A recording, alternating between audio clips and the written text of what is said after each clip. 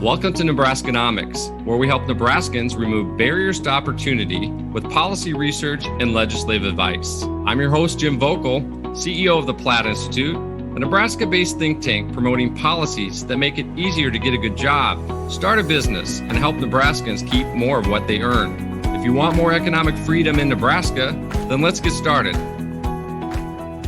Our policy team at the Platt Institute works to remove legislative obstacles, but those are not the only barriers entrepreneurial Nebraskans face. Nebraskans still need to be informed about the opportunities available in the state and to know how to access resources that can take their ideas to the next level. So today our guests will share a way for Nebraska entrepreneurs to make the case for funding, and also how those of you who are investors or are thinking about investing can help grow the marketplace in Nebraska. To get more interviews and episodes, please like and subscribe if you're watching on YouTube, or follow Nebraskanomics on your favorite podcasting platform. My guest today is Steph Luebbe, Executive Director of Nebraska Angels. They're a Nebraska-based network of 92 angel investors that so far have invested more than $39 million in a growing portfolio of startups. Steph, thanks for joining us on Nebraskanomics. Great, thanks so much, Jim. I appreciate being here. Let's just start by you telling us a little bit more about Nebraska Angels. So Nebraska Angels is a network of accredited investors, just like you previously mentioned. Our investors are passionate about supporting local economic development and building the entrepreneurial ecosystem. And they do this through angel investing, which is essentially putting funds into startup companies. Our members want to aid in job creation, attracting and retaining talent, and increasing wages. Numerous studies have been done and indicate that over 80% of net new job growth comes from startups, which is one reason why our members want to make sure that we have a strong support system for building and growing more startups in Nebraska. This is also why the landing page of our own website tracks these specific metrics based on the impact that our portfolio companies have made over the years. Angel investing does and can occur outside of an angel group. However, having an organized process gives structure for both sides. So for example, entrepreneurs who are looking for funding can come to one place with one pitch, reach almost 100 investors relating specifically to our own group. On the other hand, for investors, if you want to or are investing in startups, but it's not your full-time role, maybe it's a side kind of a hobby or something you're doing in the off hours, you can come to one place and we offer a source of deal flow, a collection of knowledge and sharing of experience amongst other members, and also having a match to your own investment. So many angels might, do angel investing solo on their own, but they aren't for sure if their check is going to go to work with somebody else's investment. And in doing so through an organized group, essentially, fulfills that. Steph, can you tell us the difference between angel investing and other types of investing? Yeah, the flow for funding a startup or a new business typically starts with bootstrapping, which is typically where a founder is going to put their own cash, their own sweat equity into a company to get it going. Usually what follows that is what we call funding from friends and family. So it's finding those in your network who are willing to also back you and support you and do so through some, a cash infusion. Other sources would be accelerator programs that offer some sort of capital in exchange for ownership, company ownership. The next kind of phase, I would say that of resources that are available would be grants, both state and federal funding. That's non-dilutive funding for the company. Great resources to take advantage of.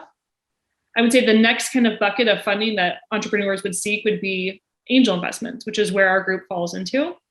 And then we also times get lumped into what venture capital is, but there's a pretty strong difference between angel investing and venture capital. So angel investors will input their own money into a company. They're going to invest it independently, and they make their own decisions. Venture capital, which typically follows after angel investing, is essentially going to be funds from that are pooled together from a large group of investors. So you could be looking at individuals, you could be looking at corporations. And then there's a team of individuals that will make investment decisions on behalf of those investors.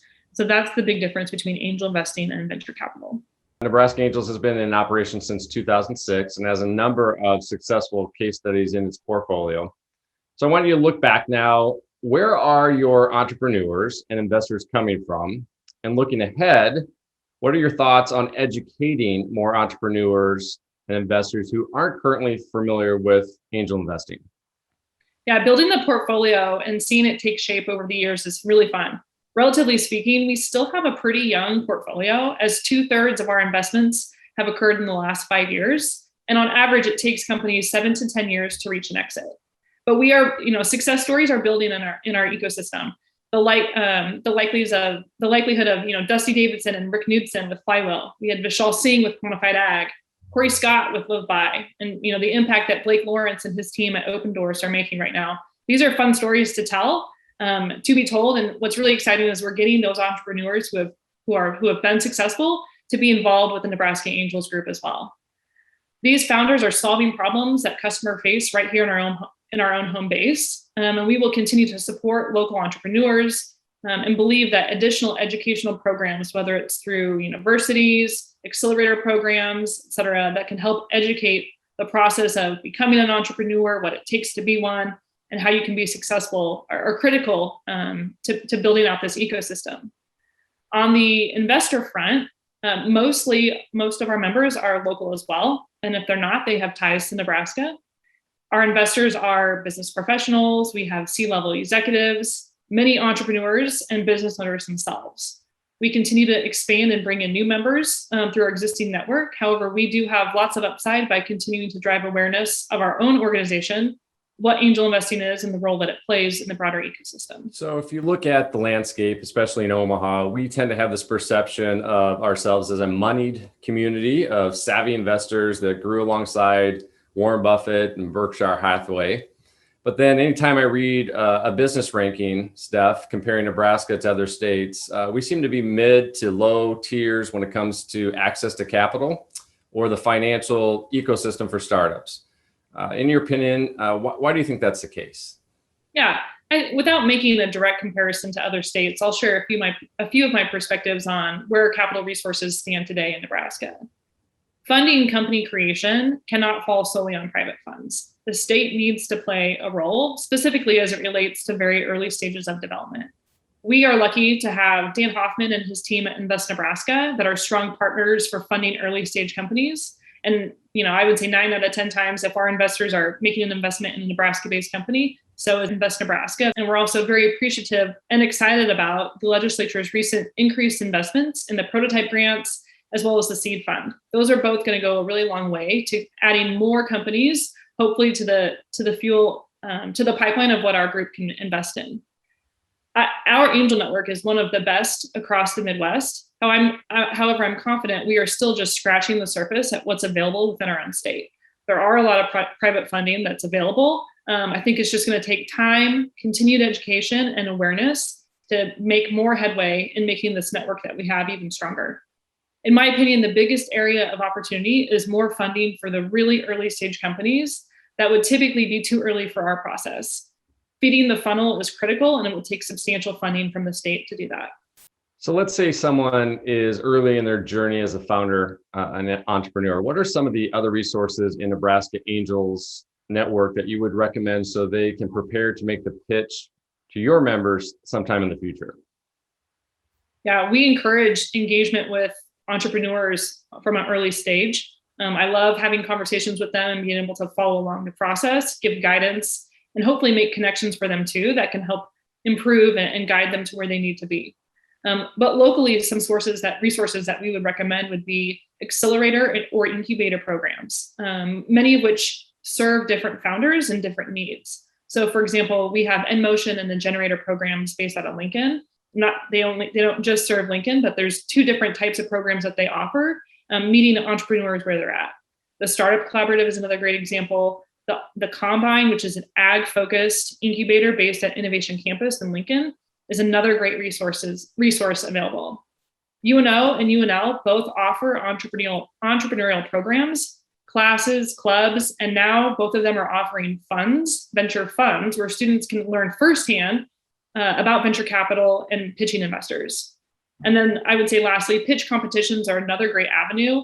Launch LNK and IO Summit are ones that come to mind where you can get some immediate feedback from others on how it is to pitch investors. So as you look at your past entrepreneurs and founders that you've worked with, is there some commonality that exists among those founders or startups that have overcome the initial headwinds and have been successful in their space? Yeah, there's kind of that old saying of, bet on the jockey, not on the horse when it comes to angel investing. I think it'd be a fun exercise to actually go back through our portfolio and look at all of the active companies that are still out there and say, who is still, solving the same problem with the same, for the same customers that they originally sought out to do. And I would say the answer is probably close to none, right? Startups have to continuously pivot, and strong founders need to be able to help lead their companies through that. I would say those, from what I've seen, those that are the founders who have been most successful are the ones that are able to identify their biggest challenges or weaknesses, ask for help in combating those, and fully utilizing the resources that are available to them are the ones that often succeed. All right, I'm going to ask you philosophical now with me. Certainly your work is connecting entrepreneurs and investors so they can do business. But there's a segment of the public that may not understand your realm. Can you explain the larger reasons people outside of your process should care about whether people want to launch and invest in firms in Nebraska? It's a great question, Jim, and I think it's been on my mind a lot lately, as well as our boards. Our group of members, nearly 100 members now, convenes on a monthly basis to hear from entrepreneurs who are seeking funding. We help make connections to investors and facilitate investments if it makes sense. That activity drives the reason why our members get together. But the component of what Nebraska Angels plays is a much bigger role in supporting of economic development. And anyone in Nebraska that has a role in job creation, building and retaining talent, should want to understand how Nebraska Angels play a role in that ecosystem. Our group works very closely with Invest Nebraska, playing a pivotal role to their efforts, as they need to have a private match in every investment that they make. So without the state funds, our group wouldn't be able to put as much into a company, and vice versa. They need the private match. We support the efforts that Nebraska Tech Collaborative is making in developing, attracting, retaining, and talent, as our portfolio companies need talented individuals to be successful. We also work closely with and support the local accelerator programs. These programs will be a source of new investment opportunities for our angel investors that they can invest in the future. And we want to make sure that there's enough programming out there that can reach as many entrepreneurs as possible. There are a lot of groups and organizations that make an impact to Nebraska's entrepreneurial ecosystem, and the Nebraska Angels play a role in that. Our part is to not only facilitate connecting investors to founders, but to help engage and encourage more individuals and corporations to have a seat at the table. You've given us some great thoughts so far, Steph.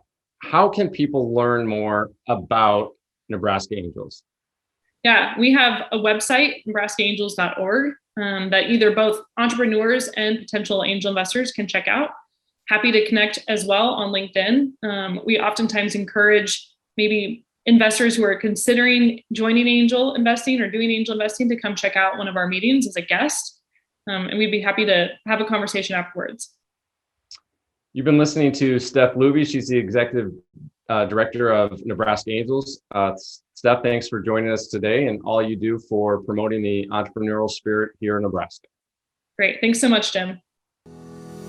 Thank you for listening to today's episode.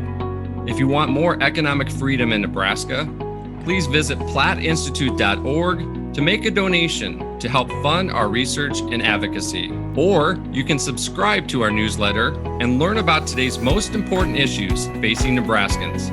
It's time to stop the status quo. Let's remove economic barriers and make Nebraskans proud.